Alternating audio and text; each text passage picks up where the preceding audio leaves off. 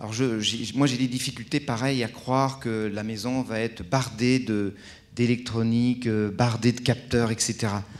Peut-être qu'en 2050, ça sera le cas, si ces capteurs, etc., peuvent se faire oublier. Mais ce qui est important, c'est l'être humain, là, pour moi. Et vraiment, qui doit rester maître de sa maison. Il ne faut pas la maison de Tati, personne n'en voudra, quoi.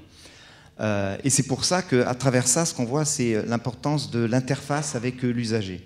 Et c'est pour... Alors, nous, le grand, ben, on est, entre guillemets... Alors, j'ai encore parlé de choses évidentes, mais l'interface homme-humain, un interrupteur, j'allais dire une prise de courant, c'est ça, quoi. Alors, par rapport au smart grid, moi, ma définition, entre guillemets, du smart grid, mais c'est une définition tout à fait personnelle, hein, moi, je me dis...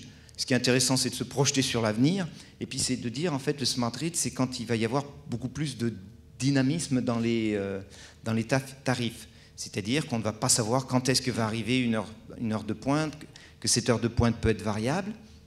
Alors, par rapport à ça, on peut se dire, pareil, il faut mettre l'humain en premier, et que l'humain, il va, par rapport à cette arrivée de nouveaux tarifs, il va baisser son chauffage, il va éteindre ses lumières, etc. Alors ça, c'est un petit peu aussi pareil, l'être humain est au centre de tout, mais il a des difficultés aussi à faire tous les soirs ou toutes les heures différentes manipulations sur tous ces radiateurs, sur tous ces éclairages, sur tous ces chauffe-eau, etc.